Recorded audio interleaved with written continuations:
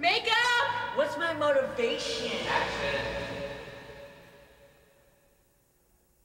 You have 6 weeks or less to live, unless you have brain surgery. Imagine being told this as a 5th grader. This is where my story begins. My name is Garett Thomas, and I'm 24 years old. I'm a passionate filmmaker, I like to play the piano, I enjoy hiking, and I'm a lifelong epileptic.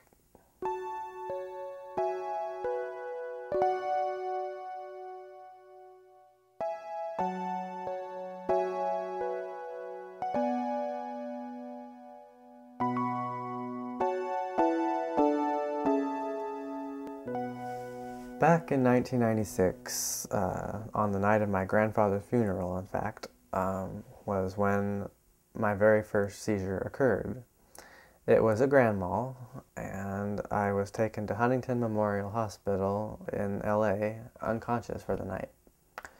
Almost nobody there seemed to know what was going on until a doctor came in and told both my family and myself his terrible news. Something about him set me off guard, and it had nothing to do with him being cross-eyed. Let's just say, I'm glad my parents wanted a second opinion. And so we went to Lucille Packard Children's Division at Stanford Hospital. There, a neurologist insisted it was just viral. For something that created 3 small lesions in the hippocampus region of my brain, this idea at least made more sense. The week prior to my seizure, my family had been in Hawaii for an uncle's wedding. And while there, I had received a large number of mosquito bites. Knowing it would take only one of the mosquitoes to carry the virus, this idea certainly sounded plausible. I also think it's been more than 6 weeks by now. The most common type of operation is called the partial temporal lobectomy because we never take out the whole temporal lobe, which is one of the 4 lobes on the side of the brain. It contains, in its deeper areas, structures called hippocampus, Greek word for seahorse, it looks like a seahorse, amygdala, Greek word for almond. These are the most seizure-prone structures in the brain. And seizure surgery on those areas are the most common operations. A temporal lobectomy can take a couple of different forms depending on whether it's on your side of your brain that controls language or the side of your brain that doesn't control language. And usually in right-handed people, the left side controls your language and the right side does not.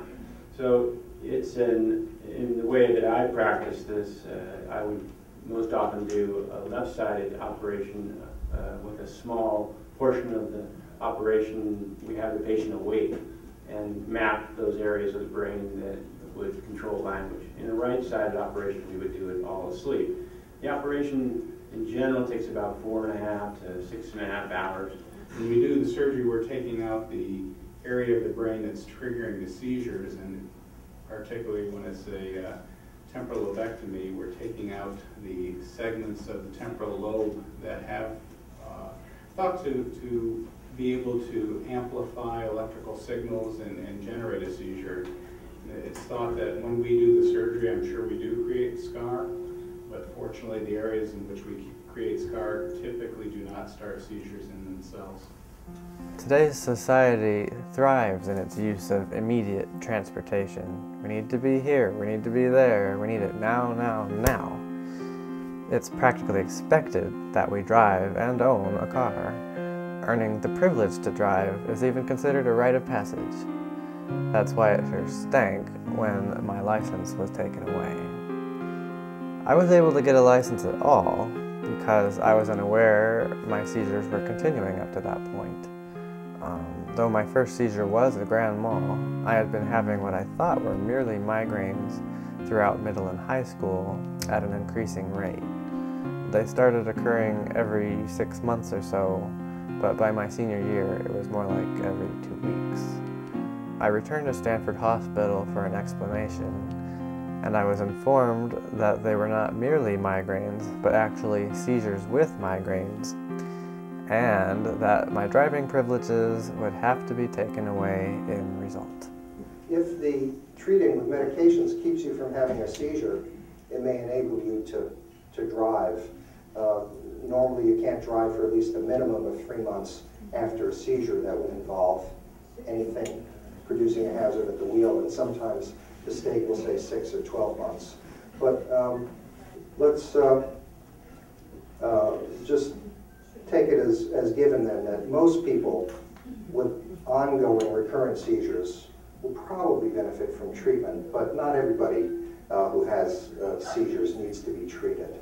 I understand that driving can be called unsafe for epileptics, as it is theoretically possible for an epileptic like myself to have a seizure while driving, and by the time the seizure is over, no matter how short it is, someone could have been killed, possibly even myself. In order to regain the driving privileges I once had, I would have to be able to go for 6 months without having any seizures. I'm glad that we haven't really used the term anti-epileptic medicines here very much, because I don't like to use that word. I call them all anti-seizure medicines. So epilepsy... Because they don't cure. Right. Epilepsy is a group of conditions in which the main symptom is seizures, and all of these medicines that we're talking about today suppress seizures when you take them, and if you stop taking them, they stop suppressing seizures. And so if whatever is driving the seizure disorder is still there, which it usually will be, then the seizures will come back. 2 times out of 3, the seizures can be adequately controlled with medicines. But the 1/3 of people who aren't controlled is still a really large number of people, because epilepsy is so common. In fact, if people are not seizure-free on the first or the second medication, probably not going to be seizure-free by adding a 3rd or a 4th or a 5th.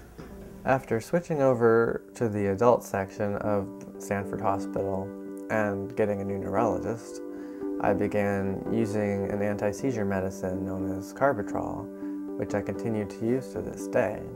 It helped me surpass the 6-month no-seizure requirement, allowing me to go 7. And after jumping through some hoops, I was able to get my driving privileges back.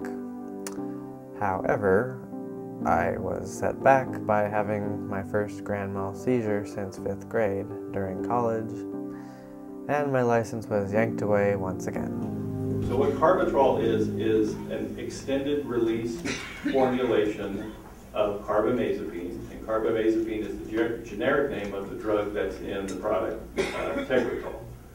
So carbatrol is an extended release carbamazepine. Tegretol XR, if you've heard of that product, is also an extended release carbamazepine product. Some medications cannot be made extended release. For example, Neurontin might gabapentin 3 times a day. Some of them are, it depends on how they're cleared through the system.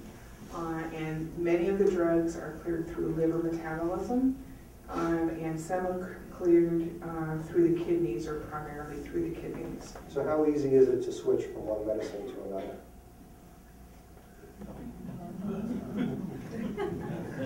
I bet you folks can tell us that. It's not always easy, but it can be done. It can be done successfully and safely. But the thing to keep in mind, I think, is that it doesn't always go smoothly.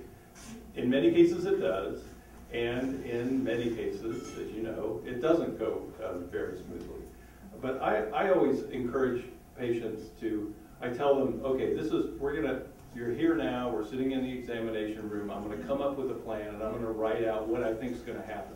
So here's the new drug, here's the schedule for increasing the new drug, and once we get to week 6, for example, then my plan is to start to decrease, for example, one of the medicines that you're currently taking that we think may not be as effective as we'd like it to